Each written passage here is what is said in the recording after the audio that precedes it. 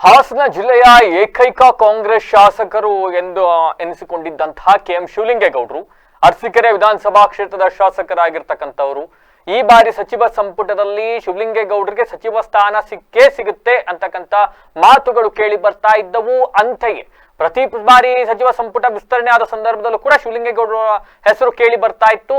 ಆದ್ರೆ ಈ ಬಾರಿ ಕೊನೆಗೂ ಕೂಡ ಶಿವಲಿಂಗೇಗೌಡರು ಸಚಿವರಾಗಿ ಪ್ರಮಾಣ ವಚನವನ್ನ ಸ್ವೀಕರಿಸಿದ್ದಾರೆ.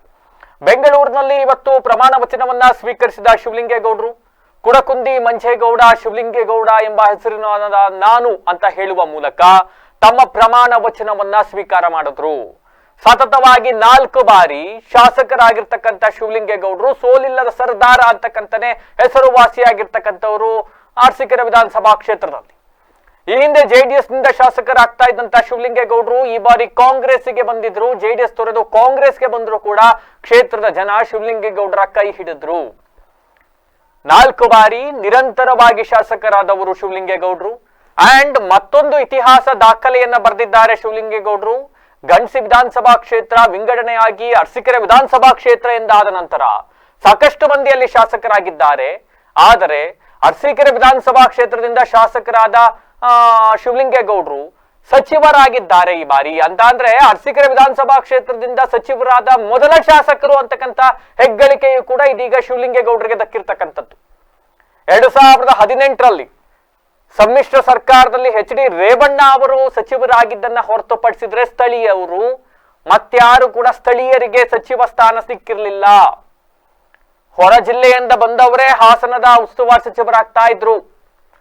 ಆದ್ರೆ 2018 ರೇವಣ್ಣ ಅವರ ಆದ ನಂತರ ಇದೀಗ 8 ವರ್ಷಗಳ ಬಳಿಕ ಕೆಎಂ ಶಿವಲಿಂಗೇಗೌಡರು ಹಾಸನ ಜಿಲ್ಲೆಯ ಏಕೈಕ ಕಾಂಗ್ರೆಸ್ ಶಾಸಕರು ಸಚಿವ ಸ್ಥಾನ ಸಿಕ್ಕಿರ್ತಕ್ಕಂಥದ್ದು. ಈ ಮೂಲಕ ಬಹುತೇಕ ಆಗಸ್ಟ್ 15ನೇ ತಾರೀಕು ಕೆಎಂ ಶಿವಲಿಂಗೇಗೌಡ್ರೆ ಹಾಸನದ ಜಿಲ್ಲಾ ಕ್ರೀಡಾಂಗಣದಲ್ಲಿ ಧ್ವಜಾರೋಹಣವನ್ನ ಮಾಡ್ತಾರೆ ಉಸ್ತುವಾರಿ ಸಚಿವರಾಗಿ.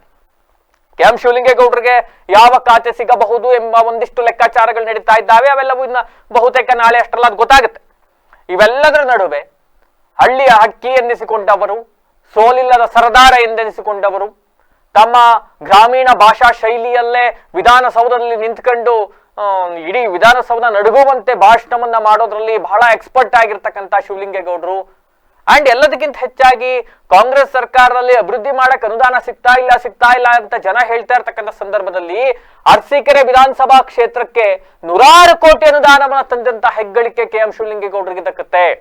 ಅಂಡ್ ಶಿವಲಿಂಗೇಗೌಡರು ನಾವೆಲ್ಲ ಪ್ರಶ್ನೆ ಮಾಡಿದಾಗ್ಲೂ 1-2 ಬಾರಿ ಹೇಳಿದ್ರು, ನಾನು ಇವತ್ತಿನ ಮಟ್ಟಕ್ಕೆ ಇವತ್ತಿನ ದಿವಸಕ್ಕೆ ನಾನು ಅರಸೀಕೆರೆ ವಿಧಾನಸಭಾ ಕ್ಷೇತ್ರದ ಶಾಸಕ, ಹಿಂಗಾಗಿ ನನ್ನ ಕ್ಷೇತ್ರಕ್ಕೆ ಅನುದಾನ ತರ್ತಾ ಇದ್ದೀನಿ, ನನ್ನ ಸಚಿವರು ಮಾಡಿ ಇಡೀ ಜಿಲ್ಲೆಗೆ ಅನುದಾನ ತರ್ತೀನಿ ಅಂತಕ್ಕಂಥ ಬಹಳ ವ್ಯಾಲಿಡ್ ಪಾಯಿಂಟ್ ಹೇಳ್ತಾ ಇದ್ರು.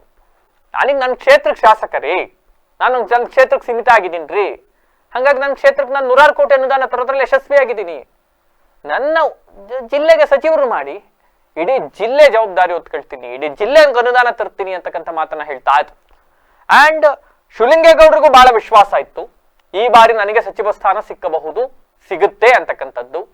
ಯಾಕೆ ಅಂತ ಅಂದ್ರೆ ಜೆಡಿಎಸ್ ನಿಂದ ಸ್ಪರ್ಧೆಗಿಳಿತಾ ಇದ್ದಂತಹ ಜೆಡಿಎಸ್ ನಿಂದ 3 ಬಾರಿ ಶಾಸಕರಾದ ಶಿವಲಿಂಗೇಗೌಡರನ್ನ ಕಳೆದ ವಿಧಾನಸಭಾ ಚುನಾವಣೆ ಸಂದರ್ಭದಲ್ಲಿ ನಿಮಗೆ ಸಚಿವ ಸ್ಥಾನವನ್ನ ಕೊಡ್ತೀವಿ ಅಂತಕ್ಕಂಥ ಪ್ರಾಮಿಸ್ ಮಾಡಿ ಅವರನ್ನ ಪಕ್ಷಕ್ಕೆ ಕರೆದುಕೊಂಡಿದ್ದರಂತೆ. ಇದನ್ನ ಅವರೇ ಸಾಕಷ್ಟು ಬಾರಿ ಹೇಳಿಕೊಂಡಿದ್ದಾರೆ. ಹೀಗಾಗಿ ಈ ಬಾರಿ ಸಚಿವ ಸ್ಥಾನ ಬಹುತೇಕ ಫಿಕ್ಸ್ ಅಂತ ಹೇಳಲಾಗ್ತಾ ಇತ್ತು. ಅಂತೆಯೇ ಇವತ್ತು 20 ಜನ ನೂತನ ಸಚಿವರಾಗಿ ಏನು ಪ್ರಮಾಣ ವಚನ ಸ್ವೀಕಾರ ಮಾಡಿದ್ದಾರೆ. ಈ ಪೈಕಿ ಕೆಎಂ ಶಿವಲಿಂಗೇಗೌಡರು ಒಬ್ಬರಾಗಿದ್ದಾರೆ. ಈ ಮೂಲಕ ಹಾಸನ ಜಿಲ್ಲೆಯವರೇ ಆದಂತ ಸ್ಥಳೀಯರಿಗೆ 8 ವರ್ಷಗಳ ಬಳಿಕ ಪ್ರಾತಿನಿಧ್ಯತೆ ಸಿಕ್ಕಿರ್ತಕ್ಕಂಥದ್ದು, ಸಚಿವರಾಗಿರ್ತಕ್ಕಂಥದ್ದು.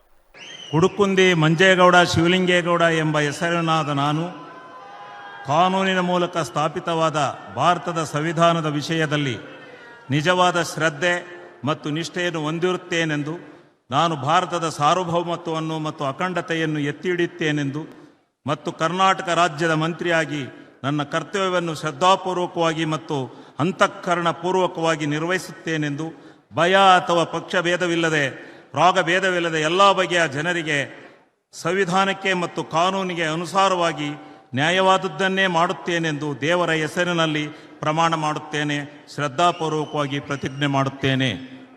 ನಾನು ಕುಡುಕುಂದಿ ಮಂಜೇಗೌಡ ಶಿವಲಿಂಗೇಗೌಡ ಎಂಬ ಹೆಸರಿನ ನಾನು ಕರ್ನಾಟಕ ರಾಜ್ಯದ ಮಂತ್ರಿಯಾಗಿ ನನ್ನ ಪರ್ಯಾಲೋಚನೆಗೆ ತರಲಾಗುವ ಅಥವಾ ನನಗೆ ತಿಳಿದು ಬರುವ ಯಾವುದೇ ವಿಷಯವನ್ನು ರಾಜ್ಯದ ಮಂತ್ರಿಯಾಗಿ ನನ್ನ ಕರ್ತವ್ಯಗಳ ಯುಕ್ತ ನಿರ್ವಹಣೆಗೆ ಅಗತ್ಯವಾಗಬಹುದಾದ ಸಂದರ್ಭವಲ್ಲದೆ ಅನ್ಯಥಾ ಯಾರೇ ವ್ಯಕ್ತಿಗೆ ಅಥವಾ ವ್ಯಕ್ತಿಗಳಿಗೆ ಪ್ರತ್ಯಕ್ಷವಾಗಿ ಅಥವಾ ಪರೋಕ್ಷವಾಗಿ ತಿಳಿಸುವುದಿಲ್ಲ ಅಥವಾ ಬಹಿರಂಗಪಡಿಸುವುದಿಲ್ಲ ಎಂದು ದೇವರ ಹೆಸರಿನಲ್ಲಿ ಪ್ರಮಾಣ ಮಾಡುತ್ತೇನೆ, ಶ್ರದ್ಧಾಪೂರ್ವಕವಾಗಿ ಪ್ರತಿಜ್ಞೆ ಮಾಡುತ್ತೇನೆ.